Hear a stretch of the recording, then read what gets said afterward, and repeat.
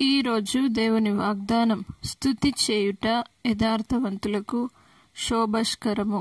కీర్తనలు 33వ అధ్యాయం 1వ చరణం.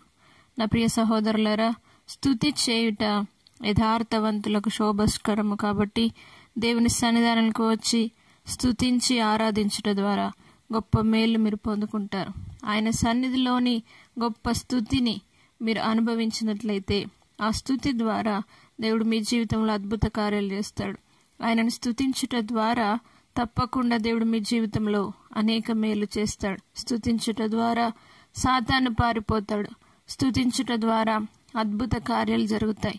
స్తుతించుట ద్వారా ప్రతి సాతాను శక్తులు, దురాత్మల సమూహములు, ప్రతి మాంత్రిక శక్తులు యేసు నామం లయమవుతాయి. కాబట్టి ఎల్లప్పుడూ స్తుతించండి. స్తుతి చేయుట యథార్థవంతులకు శోభస్కరము. కాబట్టి స్తుతించుటలో ఉన్న గొప్ప అద్భుతాన్ని ఇదే దినం మీరును పొందుకొని ఆయనను స్తుతిస్తూ, ఆయన నామాన్ని గనుపరుస్తూ, ఆయన మందిర ఆవరణమును చూడవలనని ఆశతో మీరందరూ వచ్చి ఆయనను స్తుతించుదురుగాక. ప్రార్థన. పరిశుద్ధుడా, నమ్మదగిన దేవా, స్తుతి చేయుట యథార్థవంతులకు శోభస్కరము అని నీ వాక్కు సెలవిచ్చిన విధంగా, అవును ప్రభువా, నేను స్తుతించుటలో ఉన్న గొప్ప ప్రాధాన్యతను ప్రతి ఒక్కరు తెలుసుకొని ఇదే దినం స్తుతించుదురుగాక. ప్రతి ఒక్కరు నిన్ను ఆరాధించుదురుగాక. ప్రతి ఒక్కరు నిన్ను సేవించుదురుగాక.